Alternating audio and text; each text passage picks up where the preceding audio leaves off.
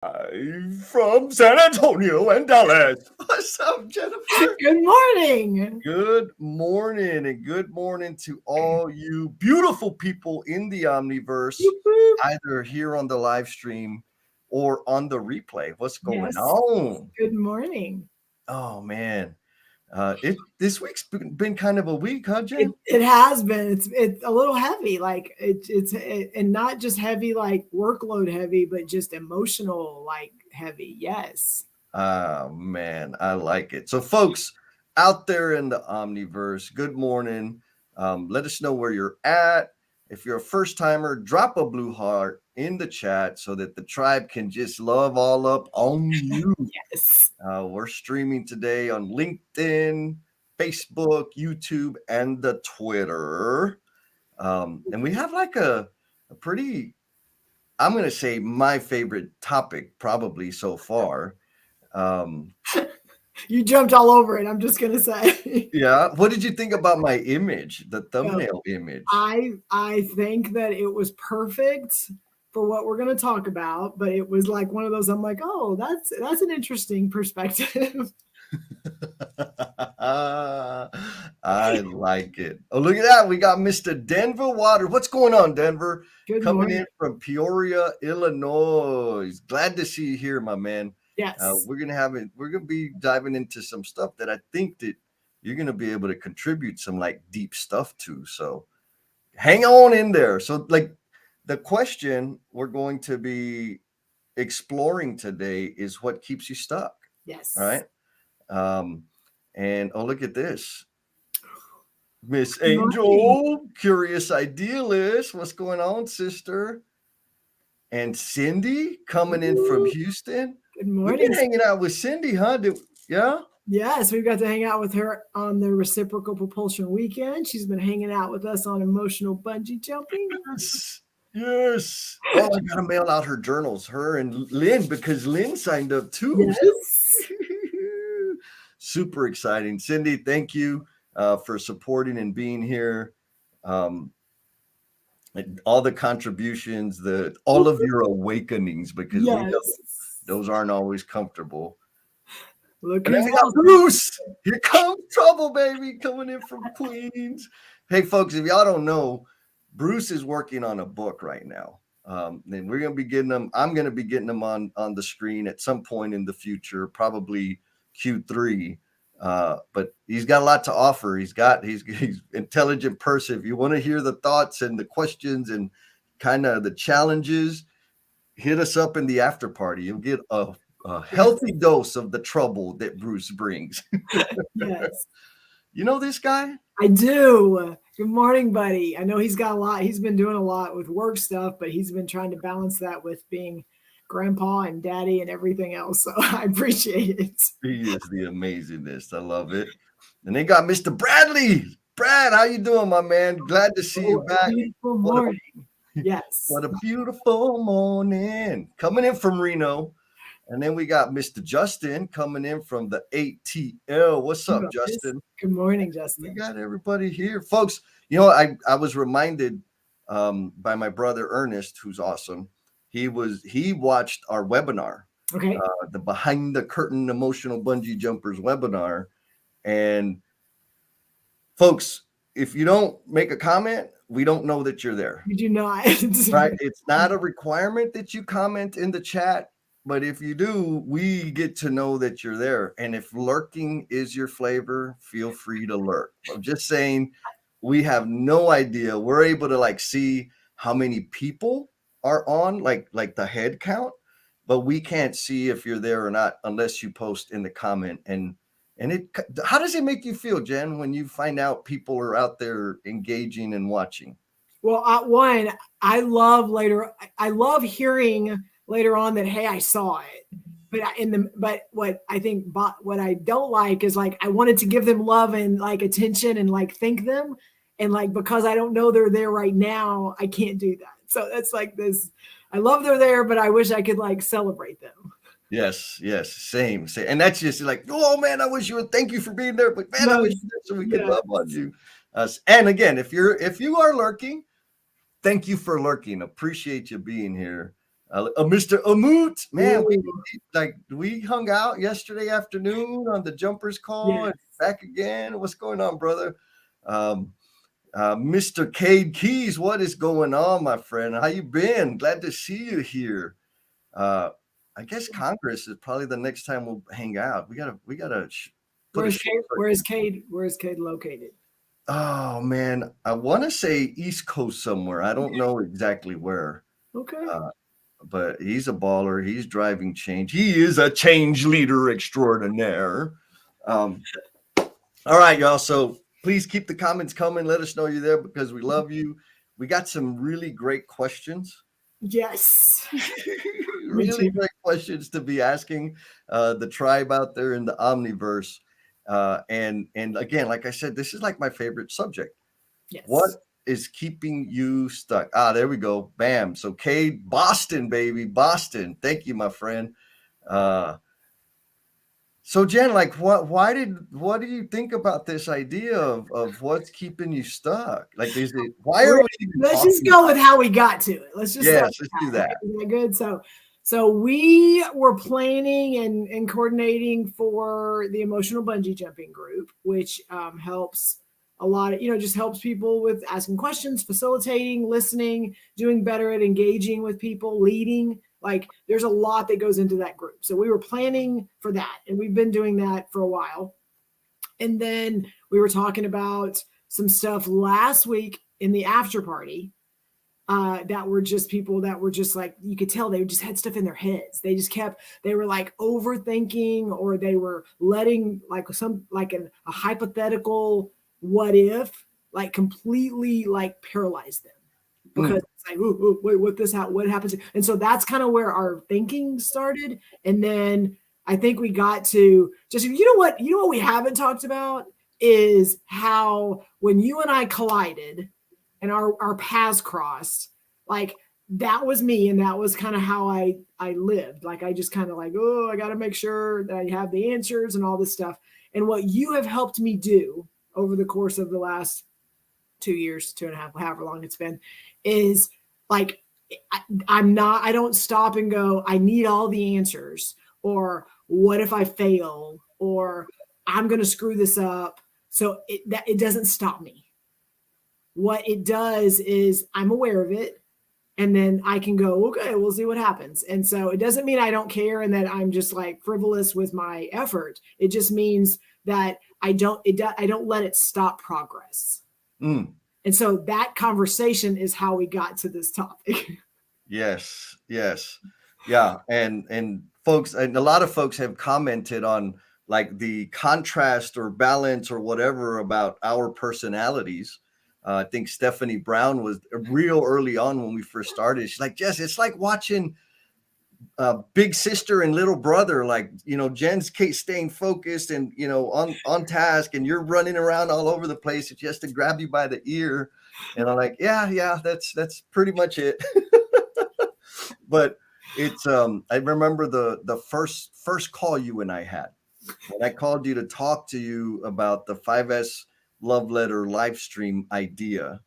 um we ended like that was a pretty quick. You're like, yeah, sure, whatever. Like, I don't know what that means. What's the agenda? Da, da, da. I'm like, oh yeah, I'll work on that. Um, and then something intrigued me about what you were saying, or what your energy was sending my way. Um, and as we continued to speak for a couple 3 hours almost, I was like, oh wow, like this is interesting. I think I could help. And you like welcomed me in without, I don't think you really knew that you were I had welcoming no me idea. in. No. But the thing to me, and I'm not sure why it is, but I'm pretty, like Bradley says, I'll wing it, but I'll do it with just bones. Right? I don't even really need the feathers. I'm down to like, let's roll. Or just a kick. Like, let me just kick you off the edge. Yeah, yeah. And I, for whatever reason, when I encounter people who like are stuck, and I don't know why I translate it in my head, when people like need detail, like infinite detail and woo, like all the questions answered, it's not the way I function. So it immediately captures my attention because I feel like there's something deeper that is requiring all of this busy, because to me that's just noise and busyness, right? That's just stuff.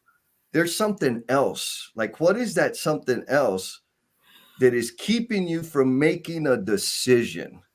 Okay, so I will acknowledge it intrigues you. I will also acknowledge it pisses you off, because I Yeah. know we've had conversations to where you're trying to be like nice and not get mad, and you're asking me for things, and I'm asking questions, and what about this? What about this? And there's a moment, and I know it. I can sense it. The air gets different, where I can tell Jesse's just like, do the damn thing.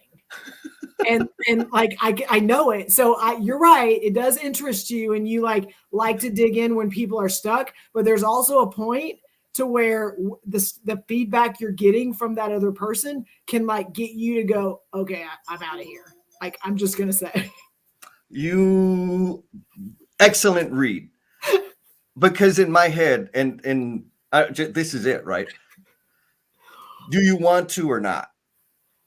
right? The details, I kind of get why you need details, but son of a gun, the thing's gonna happen Friday at 2:00. Yes or no? Right.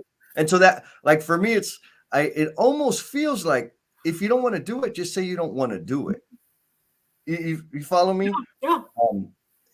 And so that's what you sense, and you're 100% right. It's like, and the earliest example I can think of this is back when I was running crews as a plumbing foreman, and I'd reach out to guys and say, "Hey, man, we're working this weekend. You want to work? It's overtime." Well, what are we going to be working on? What tools do I need? So that's a no, right? Like, immediately, like, okay, bro, you're busy. I'll call somebody else. Right. No. Well, hold on. And I'm like, hold on for what? Like, are you in or you're not? Right. And now that's pretty selfish, siloed thinking. I will admit that. So I again, like the dynamic, like Miss Amy says, perfect partners in crime, right? There is some balance, because I'm extreme on the jumping, Yes. and it doesn't always help people. And even worse, it causes me to lose connection with people because I'm always jumping. And so, I've gotten a little better about providing some detail, which is like stretching the limits of my capability. I wish, like, I aspire to be like Christina Henke. We had a call with her yesterday about the Soul Built conference that we're gonna be workshopping. That's good. That conference is gonna be freaking amazing. Yes. And and so we're walking through, it was like magical. Like, I told her, like, when she's telling us like what the plan is. And there was one part where she said, this is what we're going to do. I don't know how it's going to work yet, but it's going to be amazing. And I'm like, oh my gosh. Like, and she's like, I don't know if you're okay with that. I'm like, I've learned to be okay with that. Yes. And so for me, like, that's my main motive or addiction, whichever way it looks to you or y'all out there, is I don't need all the details. Like, let's go learn. Let's go have this experience. That there's some details that are necessary, but when are they necessary, right? Like directions, parking, menu, agenda. Do you need that 3 months ahead? And you also know that this drives me up the damn wall when I provide that, and then I get asked, hey, I gave that to you already. Like, why did I give it? I didn't want to give it to you. I gave it to you, and I got to give it to you again. So I got issues, clearly. But yeah, so Christina's having her thing, and she had like this super visual agenda with just pictures and cascading. Amazing. I will never, ever do that. I appreciate it, but I will never do that. And so, speaking of people that are doing like making amazing contributions into the world, Miss Amy. Good morning. Yeah, she has been busy. finishing up her book. Congratulations, Amy. You got Yes. to let us know about the book, Yes. so we can all take that in.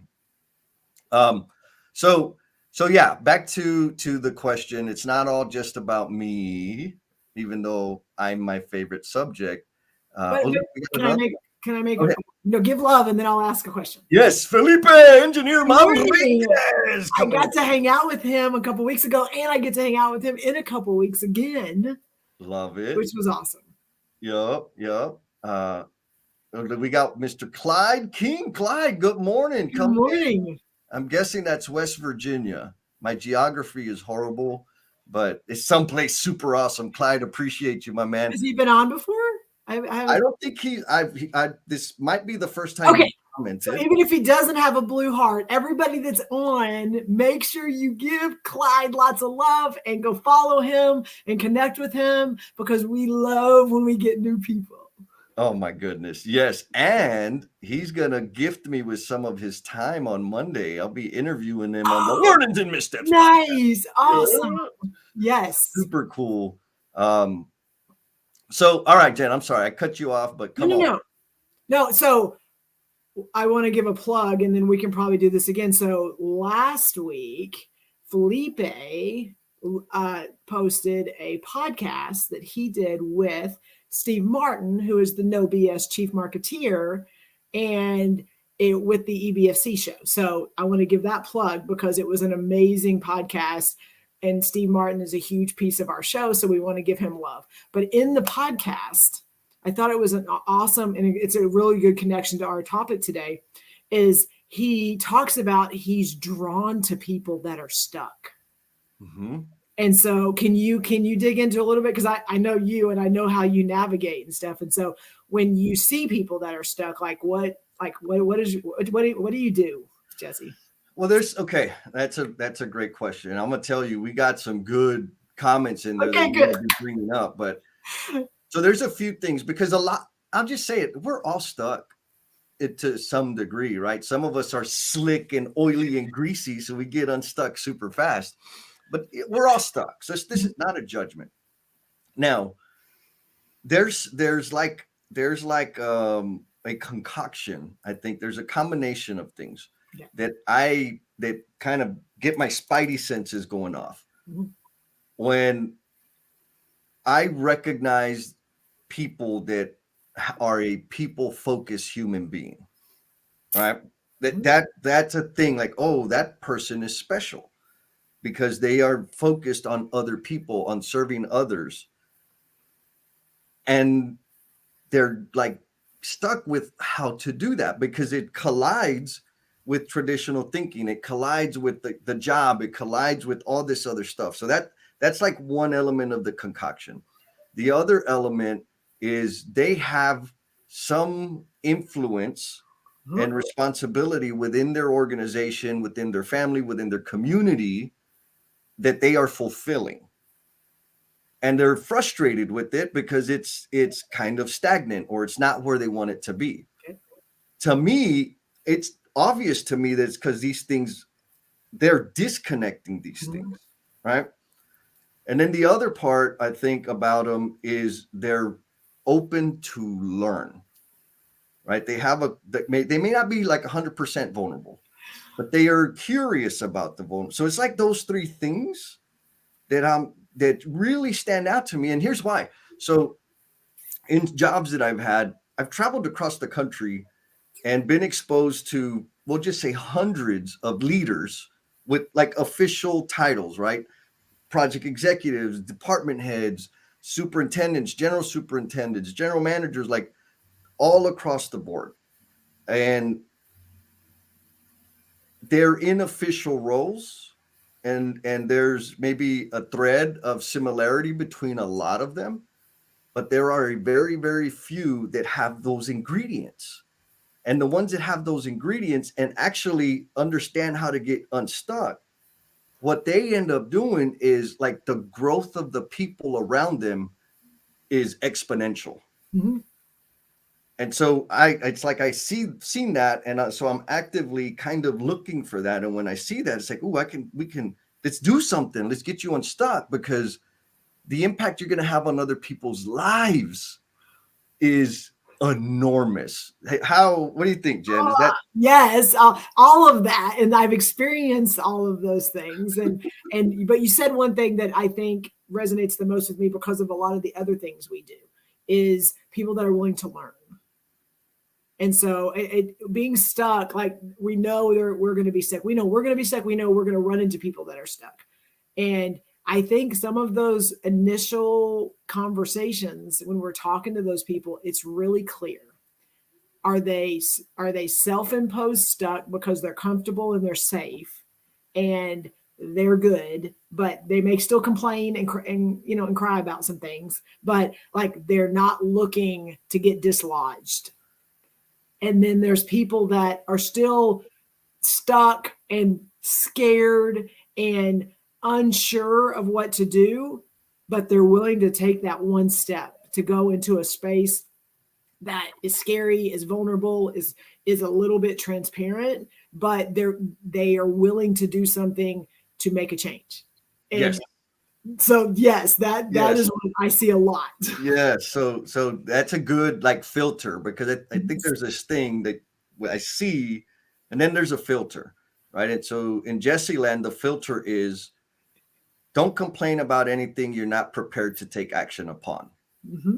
Now, those are words, that's a philosophy that I adhere to. Mm-hmm. I know, like I remember back in the day when I was complaining and pissing and moaning that the water jugs don't have ice and the water's lukewarm. Guess who got responsible for getting ice and filling up the water jugs, right? So don't complain about something you're not prepared to take action upon. Right. And so I've learned that and I practice that in my thinking. And when I interact with people, they may not be complaining, but they're voicing discontent, right? Mm-hmm. It's coming across somehow. Yes.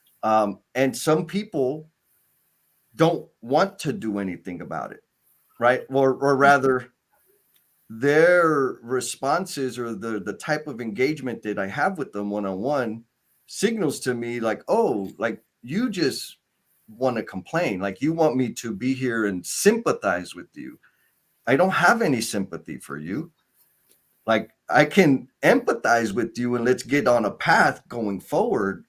But if you're not prepared to take action, not a problem. Like keep swimming in your stuff. I don't mind. I'm gonna go swim in some new water. Right.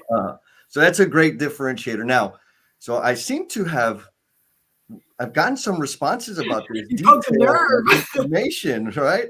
So Bradley says, and this is a good one, when the bullshit meter and the safety protocol collide, trust is necessary. You find out a lot about the other folks when you put all the cards, including the jokers and cue cards, on the table and let them see through the instituted norm. Damn. You know he's in Reno when he's talking about BS and cards, right? Who else we got? Michael Mintz brought something really good. We're talking about and good morning, Michael. Thanks for jumping in. He's like, if you're not following him either, he's like rock star, positive energy. Like you got to follow him and connect with him. You got regular live streams that are, we'll just say, calming, soothing, mental focus break type things. Yes. You're talking about the difference between a bottom line personality and I need lots of additional information personality. Yes, bottom line, right here. Yes. Like, yes or no, are we doing the damn thing or not? And he also went on to say it's necessary if the people you want to come go with you need more info. Agreed, 100%, Michael, because it is my struggle that somehow I think I interpret it as rejection. I really think that might be what's happening underneath in my tender heart. Like you're hitting me with all this distraction because you don't want to tell me no. That's really, I think, what's happening within me. But that's for another segment. Well, and again, and that's part of the other frustration that I mentioned earlier, or that you're not willing to act. Like not wanting to. It's not just I want to say no. This is not what I need from you, but I'm also not willing to go and put effort into it. Yes. And so those are the two things I think that can be very frustrating. Yes, 100%. All right. So back to the question, folks. We want to know what's keeping you stuck? And we Yes. already have some answers here. Miss Angel Curious Idealist says, a big lesson I've learned is that the only thing keeping me stuck is me. What do you think about that one, Jennifer Lacey? Well, it goes back to you and I. We had a big conversation before the show today. Is when we think about being stuck, like we've got to do some self-reflection. And I know it's hard sometimes because, like Angel said, it may end up being that we're the ones keeping us stuck, even though it's easy to complain or to be frustrated with external sources. Our boss, our people, our job, our company, our influence, all the things that are out there. How many of those things we have control over? Not very many. Not very many. But we have 100% control over what goes on in this head. And yet sometimes we allow the things in our head, those hypotheticals and those what ifs and those, this could happen, to completely allow us to justify, well, that's why I'm not doing it. That's why I didn't write the book. That's why I'm pushing that off. That's why that didn't get done. It's because of this person. It's because of we can justify it. And then somehow that makes us feel okay to not make progress. Yes. And 100%, you can justify it and you can stay right where you're at. But you cannot also complain that you're not moving. So you got to own it. Like, you know what? I don't want to deal with all the BS and it's not worth it. My time, whatever it is, I'm willing to just be comfortable and stay here. You know what? That is more power to you, but don't continue to complain about the things that are keeping you exactly where you are. Yes. And I've been able to see you in action when people are like, they're in a spot and they're asking you and you're like, okay, you'll listen and, kind of nurture and guide. And there's like maybe another 1.5 cycles. And you're like, what you just need to do is just because you're like, are you going to do something? Like, do you want to do something about it or not? And there's some amazing coaches out there. That's the style, right? So some actually really good practice that I picked up from somebody is like, if you're mentoring, when I'm mentoring somebody and I give them homework and they like, we don't talk again until you've done the homework. And that's not to be ugly, but this mentorship thing is about you taking ownership and practicing and learning the things. So Curious Idealist, she says, I feel like getting unstuck is about taking ownership. Yes, ma'am. And like you said, what can I control in this moment? And here for me is the secret key. What small, specific action can I take toward the things I'm trying to accomplish? Small. Right? And I think a lot of it, rather, I'll say me, there are times when I'm thinking about like, okay, I know today I need to go get 3 miles in. I need to go to the grocery store and get some nutritious food, right? Because all I have in the fridge is pizza right now. And then all of a sudden it's like, oh, I got to edit a podcast. I got a live stream. I got to like I start telling myself all these things that, oh my God, I need to do. And the way I get unstuck is just like Angel said, like, okay, what small specific thing I can do?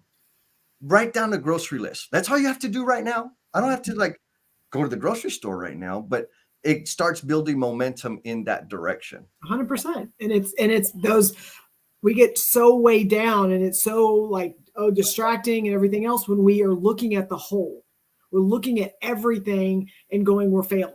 We're not accomplishing what we want to do because we're not getting all of these things done. Our brain can't work like that. I think Felipe can probably add to this conversation, but I believe we can only work on one thing at a time.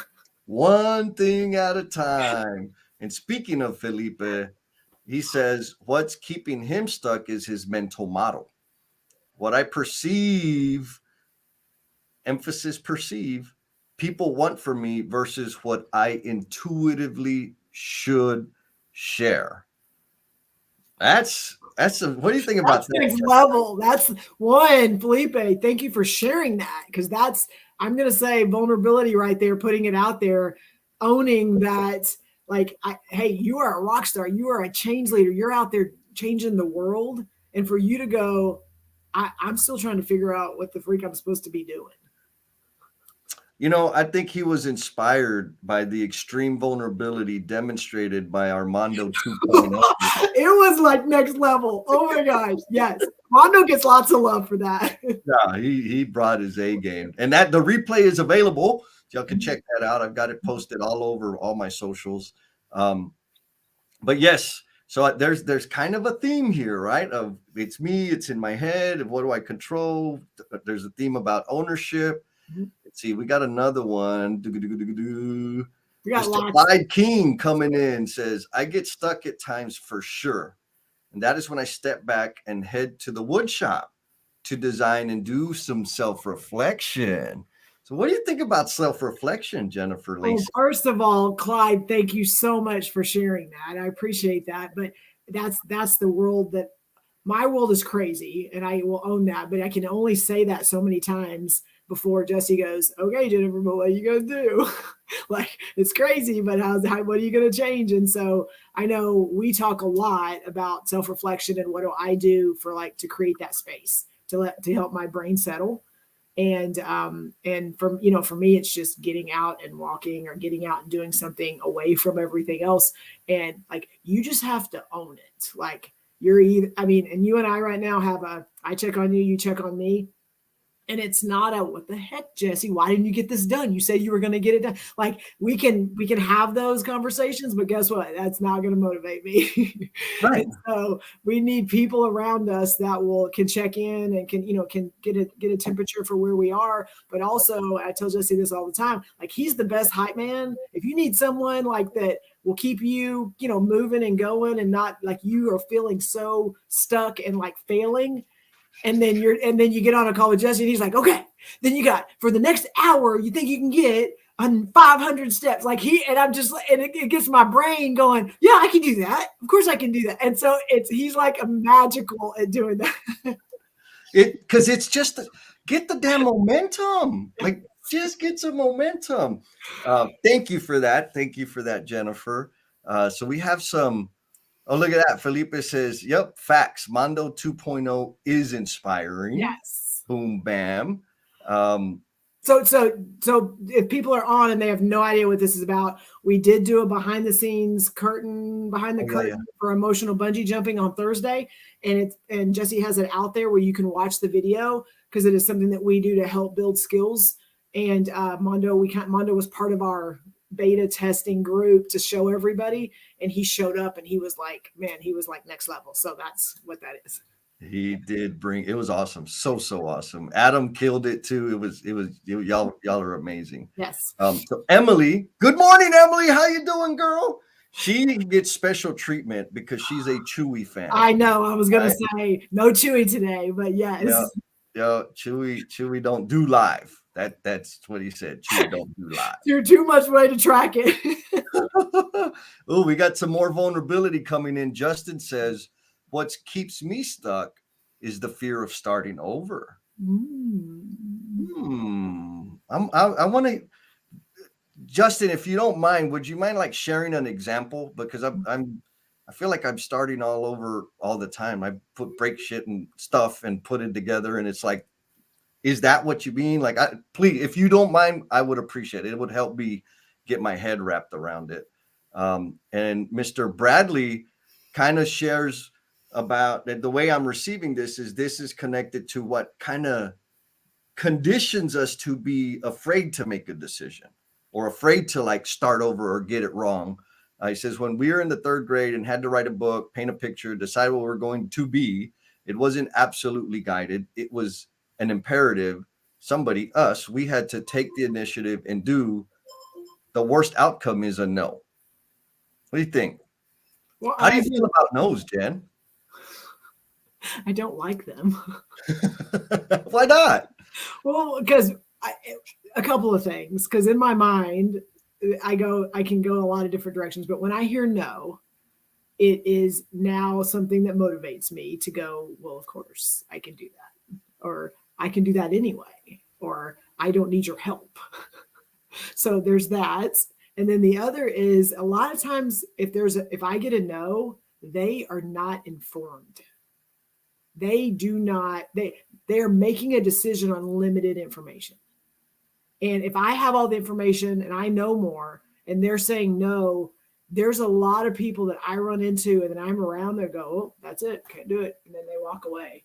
And that's what stops the progress. That's what stops the conversation. And for me, the no is just the start of the conversation. And like, that's a different perspective. 100 per. Oh man, this is good. Yeah, I got a lot of mo for you. Let's go to the chat. So again, curious idealist Angel says another potential stuck mode is when I see multiple directions. I think that's officially known as taco mode. Analysis paralysis takes over. So in those situations, getting unstuck happens through collaboration. Truth. Every part of that was taco mode. Right? And what got me through it. Yes. What's taco mode, Jen? You keep saying that. Oh my gosh. So I was having a week. It was like there was a lot of stuff going on. And you and I were together in a place and having to grab some lunch for a group of people. And we showed up and it was like I don't even know what it was, but it was where you're like, okay, I need this and I want this and I need this on it. And it's, you're what kind of tacos and, you want these toppings. And I'm looking at the screen of all the tacos and you're like, okay, I know what I want. And I'm just staring at it. And he's like, okay, what do you want? And I'm just like, whoa, I like all these choices, all these options. Like my brain went shut down. Like I was just like, I'm not hungry. Like I'm good. And it was overwhelming. It was completely overwhelming. And it was because I was just mentally exhausted.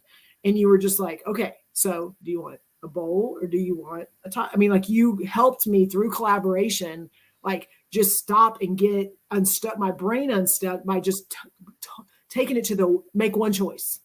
And then and then again, we got through it, but it was like literally paralyzed.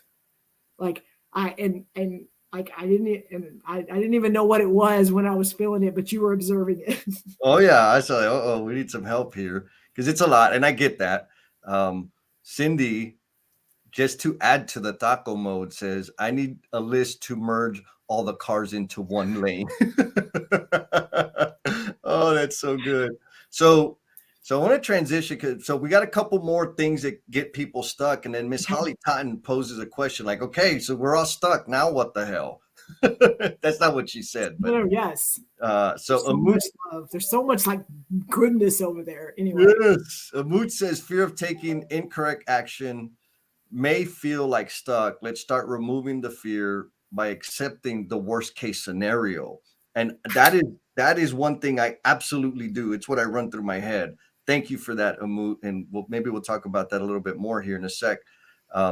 Mr. Denver says, I think what keeps me stuck professionally is overthinking decisions, treating every decision as if oh man, this is huge, as if they are equally important. That is oh man. Okay. So question to the audience and to you, Jen, is every freaking decision equally important? Absolutely not. But do we think of them in those terms? Yes. Is what I want on my taco the same as asking questions in a facilitating environment to be able to create a condition of satisfaction for a $250 million hospital? Absolutely not. But my brain did not differentiate anything between those two decisions. Oh, y'all gonna have to replay that. We're gonna have to make like a short, a reel like that. We do this, and that's kind of what I see from people. Like, okay, so you got married, you got kids, you run, you're responsible for, I don't know, $500 million of revenue a year. You've developed all these careers, and you're afraid to make a video. Like, how is this decision so big that you're paralyzed by it after you've made all of these enormous decisions, created life and impacted careers and livelihoods? How is this decision hard? And I think it's because of that. Like we were giving it, Denver, that was freaking amazing, bro. Like we're giving it the same weight. And it's not. The decisions are not the same. Like the question in our head, they're not as. Anyways, I got to do some journaling on that. That was solid. Okay. That could be a future live stream. That feels like we need to dig way more into that conversation. I agree. Yeah, look, and we got Bruce lit up. Bruce says no, but getting the right value to each question can get confusing. And I think this is the number one thing that gets people stuck that I've seen is this concept or need for right. Okay. There is no right. And I interviewed Louise on the latest podcast episode we went, and she said this. She's like, here's the thing is we go through school and there's an answer sheet. There's a cheat to check on your answers if it's right or wrong. Mm-hmm. Right. And so we end up getting like right or wrong, right or wrong, right or wrong, right or wrong. And when we go out into the real world, there's no answer sheet. The universe does not have an answer sheet. So there is no right. There is the rightest decision. It's as close to. We're all human and we all have different ideas for, like, if Jesse, what is the best dessert in the world? What is it? Oh, tres leches. Okay. No, it's strawberry cake. What are you talking about? So right. We're already disconnected because we don't agree on the best dessert. Like that's such a minor thing, but that's normal. That's normal that we all have different ideas or perspectives of the response to something. Yet we conform and we do this, and this is the, and that's the world we live in. And then we wonder why we are in the middle and don't know how to make a decision. Yes. And look, Maria, she's feeling me. She says, oh, there is no right, just next. And then there's data to make the next choice. So yes, in Jesse land, the practice is just make the next rightest decision. Yes. And when I do that, the path reveals itself. Yes. Look at Thomas wrote something that feeds right into what you just said about the next 5 minutes. He says his self-talk is, my greatness is in the next 5 minutes. Failure, therefore, is doing nothing. Gangsta. Man, that's another. I'm going to get a tattoo of that one. That's a good one, man. Like, for real. Okay, so Holly's like, all right, this is enough. Hey, Jess and Jen, getting stuck happens to all of us. So what is the trick to getting out? So let's hear about, like, what are your cheat codes to getting unstuck? And I think we've had a few of them, right? Mm-hmm. Curious Idealist, man, she's bringing the game today. She says she keeps a sticky note on her desk that says, how big is this rock really? To push myself out of overthinking things that aren't as big a deal as I think they might be in the moment. You got any questions, prompting questions that you use, Jen, to get you moving? It feeds a little bit off of what Maria wrote, but what I've experienced as soon as yesterday is even when I'm stuck and I'm in this place of turmoil, when someone is interacting with me and trying to help, what I realized is when they are asking questions that are fact-finding questions, it helps reset me and not be living in this emotional place. When they're asking detailed questions to kind of get a lay of the land. But as they're doing that, it's helping me not be in this, whatever. It's, oh, well, it's this. Oh, well, it's this. Okay. So then and so looking at it from the other side, if you are that person that is dealing with someone that's stuck because of whatever they're dealing with, hone in on, okay, like, what is this about? What does this entail? Who's involved? How long have you, like, things that their brain's going to have to switch sides and really give detailed fact-finding answers. It will help them get grounded a little bit. And then you can continue to ask, some of those questions that maybe push them a little bit. But I've realized if you're asking people big questions that push and they're in this emotional state, it's not going to help. So asking the big hairy questions is going to get them deeper into the emotional state, and solutionizing can also put them into that deep emotional state, right? Because now there's like, whoa, hey, back off. Yes. Don't answer this. This is my precious. Yeah, so I got a question for you, Jesse. Come on. So we talk about solutionizing, and those of you that haven't heard it, which would be surprising, is when Jesse has a problem and he comes to me with the problem and I go, well, you should do this. And if you do this, then it'll be all fine. And why have you not thought about that? Because that's going to make your life easier. That's, in a summary, what solutionizing is. So my question to you, Jesse, is there ever a time where solutionizing is okay or the right thing to do? Yes, when I'm not around. No, I'm joking. So as it relates to this, right, the getting unstuck thing, I'm going to say yes, and I'll explain why, and I'll give some, but I want to connect it to what we're talking about in terms of getting unstuck. All of the ballers out there in the Omniverse that are engaged with the NoBS tribe and emotional bungee jumpers, we are all really good at solving problems, right?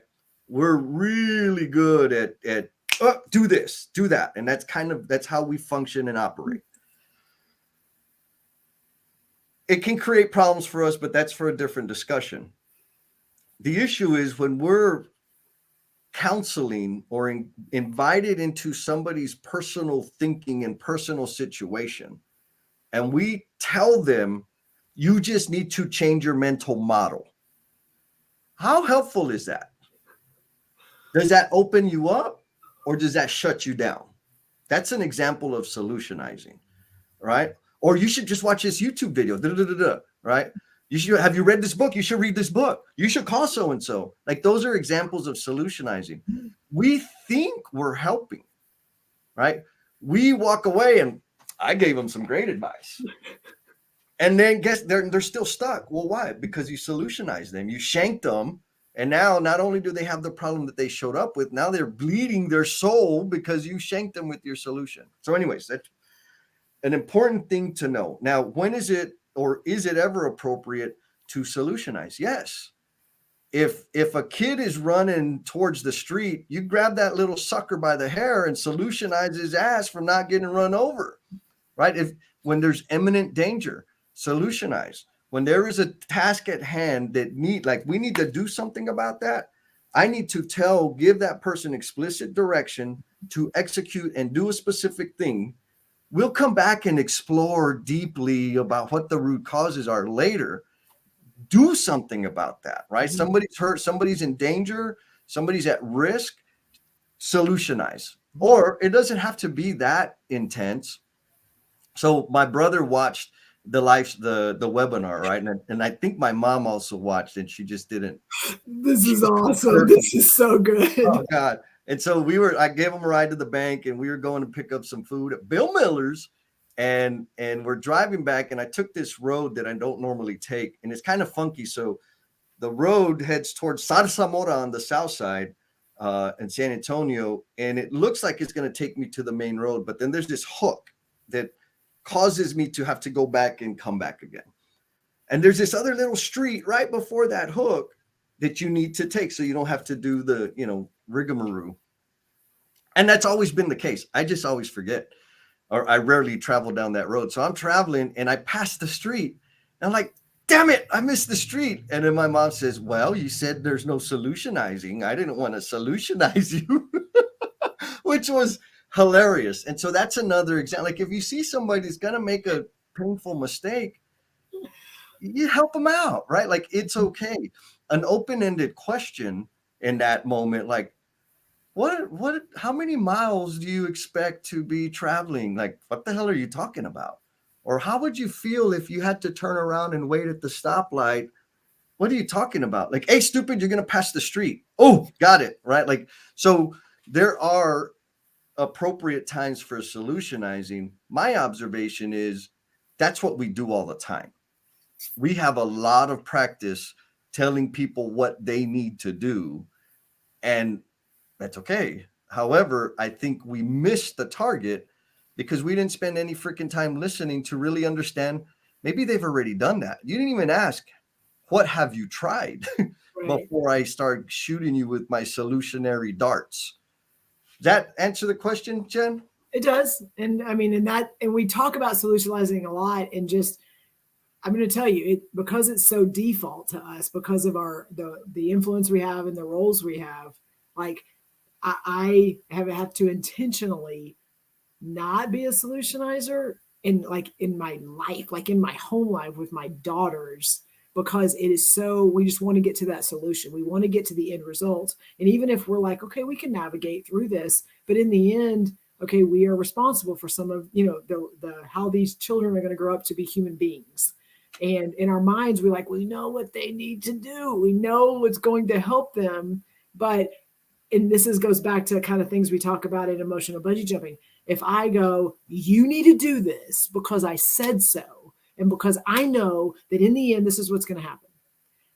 That's great. And they will probably mind me and do what I say. But now I have taken whatever that is, and it's now mine. And they have learned nothing other than I better listen to my mom. And that is a small example, but it's the same when we're out in the workspace. Yep. Yep. And I think that connects back to what Angel brought up earlier about ownership. Mm-hmm. I really think a lot of us don't take ownership because we don't know how to.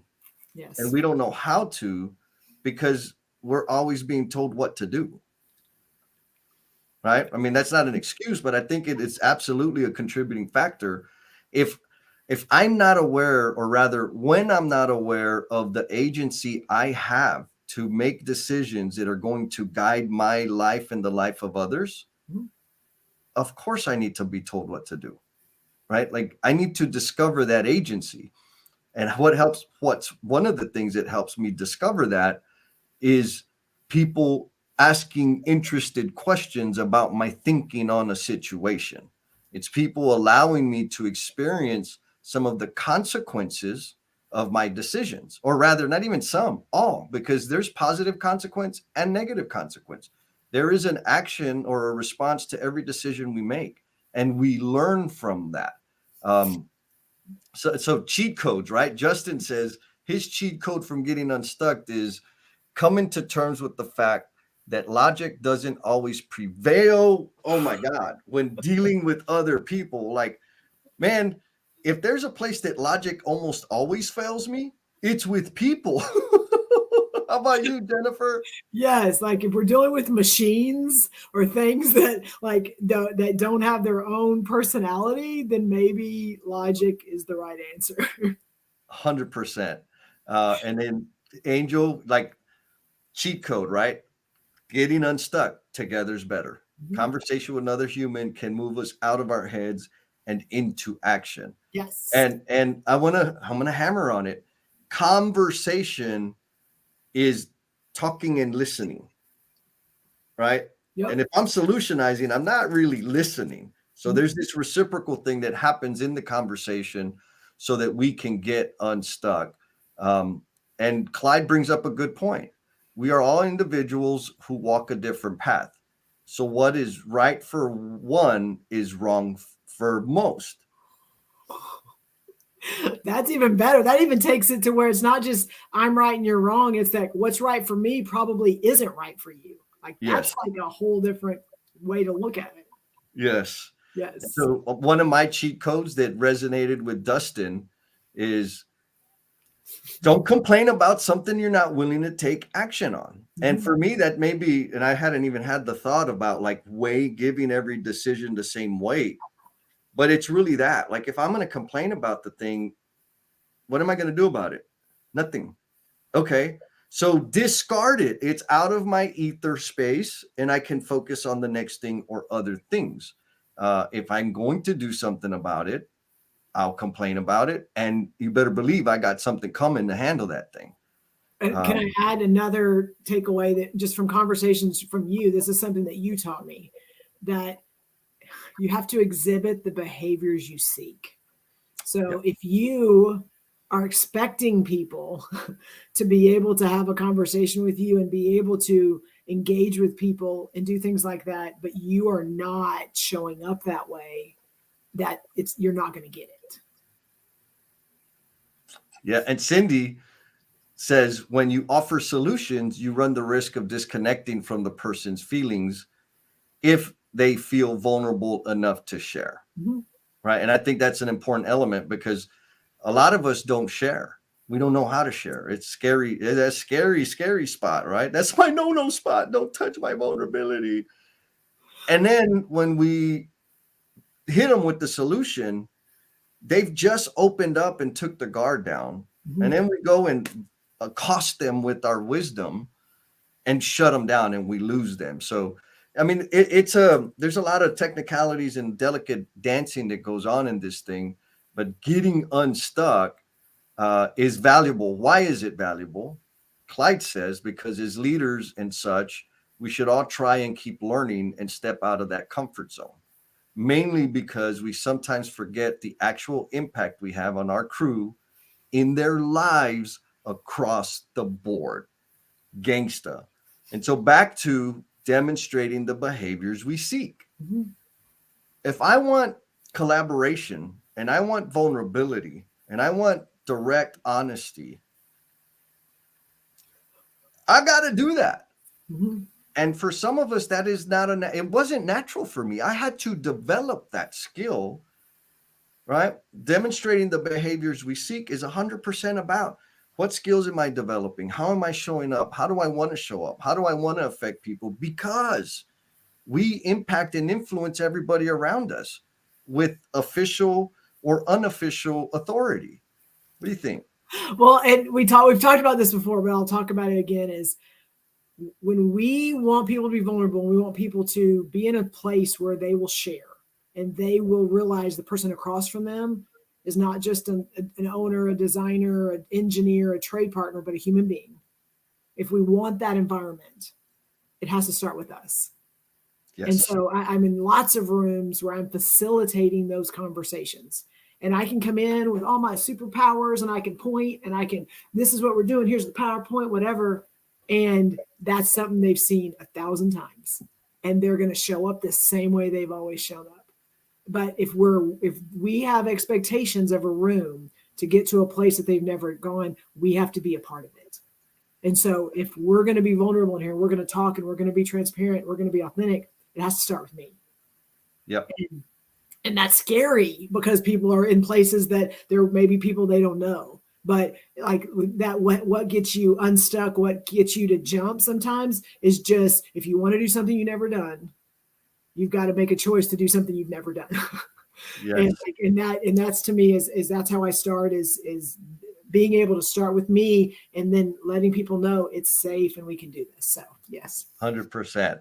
And I think Curious Idealist is listening to Michael Jackson. I'm working with the man in the right. Be the change you want to see, baby. Come on.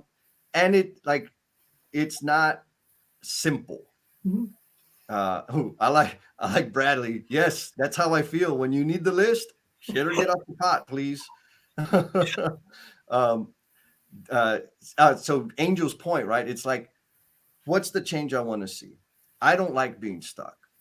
There's a lot of different things that I do, and kind of back to Felipe's point earlier, it's my thinking. Mm-hmm. It's my thinking that's the problem. Because I have the same, like, what are they going to say? What is the nasty comment that they're going to put on this video? What are the people going to say after I do that workshop or get this crazy idea out? And so maybe that's a question to folks, a little nudge, but only for the brave ones, for the brave and sexy people out there. Share a crazy idea that you have been holding hostage. That idea that you've been like, it gets you excited, but then practical thinking suffocates the life out of that idea. Put it in the comments so that we can help you. And like, you can nudge. Just a little nudge, right? And I know I can tell, like, you know what? I just felt a wave of energy of glutes flexing right now. They just clench like, I don't know about that. That may be a little graphic. Well, Jesse, but we talk about, and this is a great point while people are sharing their amazing, crazy ideas, is you and I have talked about this is number one, the people you surround yourself with. That's super important. The people, the tribe that you live in this space that you're comfortable with. But when you create that space and you have people around you that want the best for you, and that they want you to succeed, one, it helps a little bit when you share something like that, because they're not going to go, that's a stupid idea or whatever. But also, I've learned when you surround yourself with those amazing people, they're like, Jen, how's that coming? What you got going on? What have you started on that? What are you going to do that's going to get you one step closer to that? You got people that are right there, kind of just reminding you that, hey, don't forget about that idea that that was really important to you. So that's a big deal. It's back to the collaboration idea, right? Let that idea out. Well, and maybe there's another important thing to consider there. Like, how intentionally are you in curating and cultivating your group, the people that you surround yourself with? Because back to the ownership part, right? Like, if I don't feel safe, rather, when I felt unsafe and uncomfortable about exploding ideas into the world, it was really because the people around me were going to poo-poo on it. They, right? The infamous they were going to respond in such a way that signaled to me that it was a dumb idea. My feelers were going to get hurt. And like, that's the thing. I think we get stuck because we want to guarantee. We want to guarantee, and this was part of what Armando what I took away from what he shared on the webinar the other day. We want to guarantee that it's not going to hurt. Or fail. Like, that's it. And guess what? There's no guarantee. There's none. Do that. Like, you're going to learn the answers that we seek. You've heard me say this, are on the other side of action. And so what gets us to action? So folks, I see 2 comments. We'll see if we get any courageous people that release an idea. Maria says she makes a cost benefit analysis to help her pick when there's multiple options and taking it out with others, talking it out with others. And Maria introduced me to an awesome idea, like the cost benefit analysis. I think naturally we will go to like a dollar figure in terms of cost, but she introduced me to the idea of emotional labor.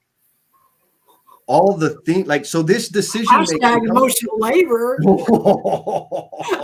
Right? So when I'm thinking about stuff, I'm not thinking about the money, because I can make more money, right? I could go table dance and earn $20 quick. It's the emotional labor of, are they going to like it? Is it going to bring value to somebody? Am I going to look stupid? And am I have a booger in my teeth? Like, what that emotional labor is really, am I prepared to make that investment of emotional currency to do this thing, and what that could mean or not, and balance that out, right? Another easy way to say that, a less foo-foo way of saying it is, geez, it just slipped my mind. Oh, well, it disappeared. Right? Like, am I going to do it or not? Like, just back to Bradley, shit or get off the pot. What else we got? So did I do Denver? I didn't. Denver said one of the ways he gets unstuck is talking with others about whatever it is. Yes. Maybe not even to get not to get solutions, but just verbalizing it and bouncing ideas off of someone else can help me see things I may not see if it's all just in my head. Jen? Yes. Well, no, and bring that back up, because I think it's super important. That's how he gets unstuck. But it's also, we're around people that they may be coming to us to kind of figure out how to get unstuck. And the best thing we can do, and Jesse hit on this earlier, is listen. And listen some more and listen some more. And then if there's a point, And like, you have to be intentional and you have to be active in the way you're listening. You can't be, oh, wait a second, let me do and distracted and do things like that. But active listening, because what I found is as you're listening and you're not trying to say anything, you're going to hear things and you're going to see, and then you're going to be able to feed off their body language and the way they're talking. Are they looking for something? Are they waiting for you? But if you're actively listening to what they're saying, when it does come to a time to where you need to speak, it may be a statement, it may be a question, it may be needing more information about something, but you're going to figure out what they're looking for. And sometimes you're going to wait and you're going to listen. And at the end, they didn't need anything from you. They needed to get all that stuff out. And that's okay too. Yes. That's like super, super awesome. So I'm going to go. Thank you for that, Denver. Like, so a couple of themes. Do it together, right? That's what I keep kind of taking out of a lot of these responses is community. Who are the people you're surrounding yourself with? I know I'm surrounding myself with crazy people that when I have a crazy idea, they're like, oh, yes, go. Yeah. go. Here we go. Crap, what does this mean to me? And again, the momentum, and again, it's not just cheerleaders. I got people that also say like Davis earlier this year was asking me about what I had on the board for the year, and I'm like, emotional bungee jumpers, reciprocal propulsion, the decentralized conference, a book, a TED talk, and he's like, when are you going to do all of that? I'm like, next month. And he's like, how are you going to do all of that in a month? I was like, oh shit, I hadn't thought about that. Right. And so my point is, I picked that guy because he's an inspirational person that's doing, contributing, learning, all of the stuff that I talked about earlier. And he kind of helped me like, whoa, pump the brakes, dummy. Think about it. And I'm super glad because it would have been a disaster for everybody. So crazy ideas. We got some brave people that brought the crazy ideas. The troublemaker, Bruce, says one of them for him is he has two programs, one academic and one more popular, that he wants to find places to implement. But in spite of effort, he's been somewhat unsuccessful at finding a place to get them implemented. Ooh, that may be good material for the after party. Bruce, appreciate you, brother. Thank you for doing that. And then we got Miss Curious Idealist. She says her crazy idea that she's been living by lately is to be okay with others, not choosing her ideas, but not being okay with my ideas not being implemented simply because I choose not to share them. What do you think about that? That's just like a whole lot. If all that's happening in your head, Angel, like there's reasons why some things are not happening. If you're just trying to manipulate all that inside your head, that's a lot. But thank you for sharing. Yeah. I mean, here's a fact. Not everybody is like Emily and really appreciates Chewy having his own live stream. We can't do that. We may lose listeners. She says she struggles with putting herself out there due to lack of confidence. Ooh, that's a good one. I'm embracing being comfortable with the uncomfortable. So a couple things on that. Like, not everybody likes Chewy, right? Like some people might probably feel a little offended. Some people feel it's unprofessional. I'm not going to let that suffocate my idea. Guess what? You get a vote and your vote looks like this. Keep swiping. Go do your thing. Not a problem. Now, the question of confidence. How do you build confidence, Jen? You build confidence by doing it. And for me, I was limiting myself because of what I thought I was capable of. And as soon as I started surrounding myself with people that not were just hype men and that were, you got this, Jennifer, you got this, but people that genuinely cared about my success, and genuinely cared about my well-being and my mental health, all of a sudden it got me off center. It got me not overthinking and overcomplicating everything, because I trusted them, because they genuinely cared about me, but I also shared my stuff out into the world. And as soon as I put it out there and I voiced it, now it's not only mine to have to deal with. Share, spread the load. Like Mr. Thomas LeMay, I don't know if you knew this, but we did a collabo session on the go, right? Like, share the pan, Herbie, get somebody else. And on the number 6, the sixth conversation we had was humans have fear of the unknown, of complex systems and failure. 2 ways to overcome the fear is focus, shut up and listen, stand still and look, action, move to contact, do something, slow down, focus, do something. So that is a y'all got to live, because Thomas freaking brings it on that series of conversations. And then we have, oh man, we're almost out of time, Jennifer. Didn't Steve Martin chime in or not? I thought I saw. That Steve Martin guy.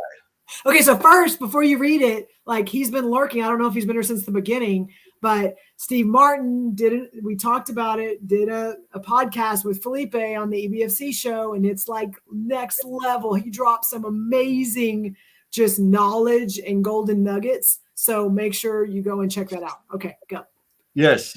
And Steve, yes, you have the parking spot for life, because you're employee of the millennium, baby. Jesse just has a bike, so he can just put it on the side.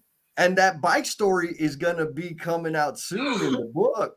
Yes. Yeah, baby. So I wanna recognize Justin, because I asked him for an example earlier, and he went and put in the time to share it. And so the example was, if I'm in a situation where I've made some progress towards the goal, say I'm halfway there, but I then realize either what I'm doing isn't working or I'm in the wrong environment, I'm afraid of losing the progress I've made to start over from the beginning. Got it.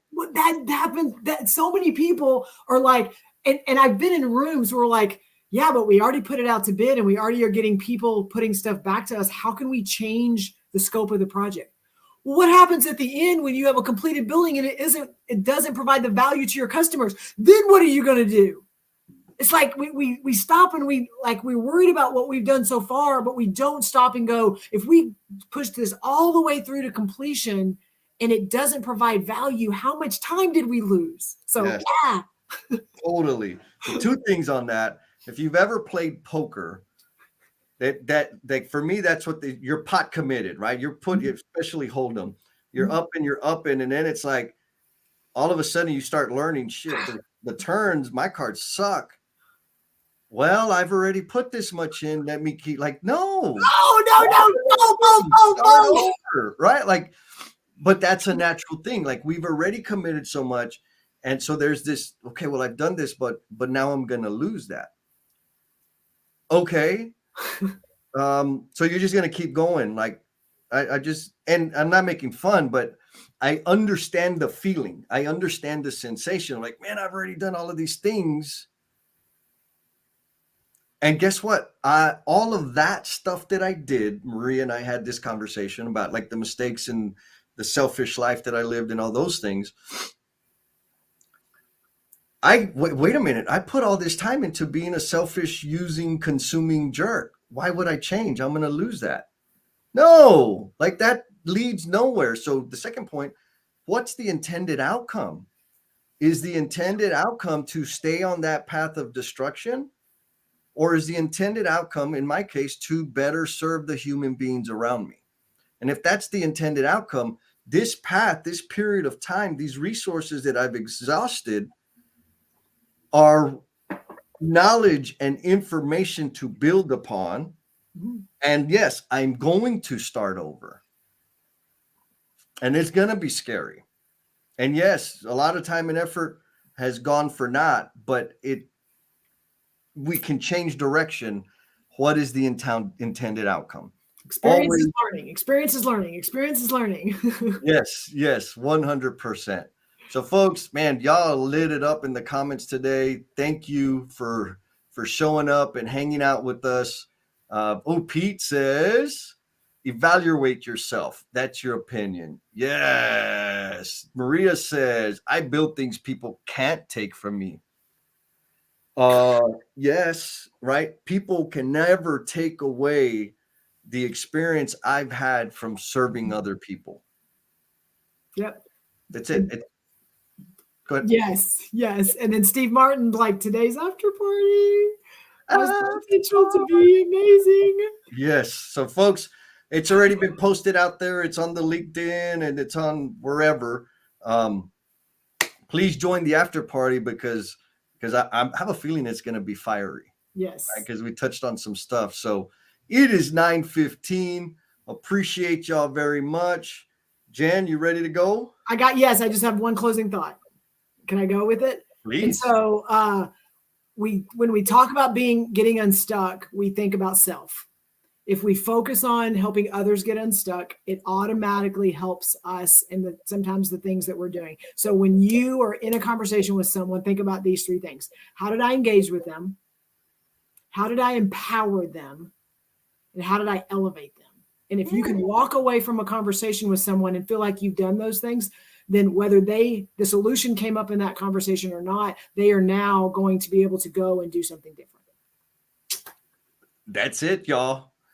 Peace.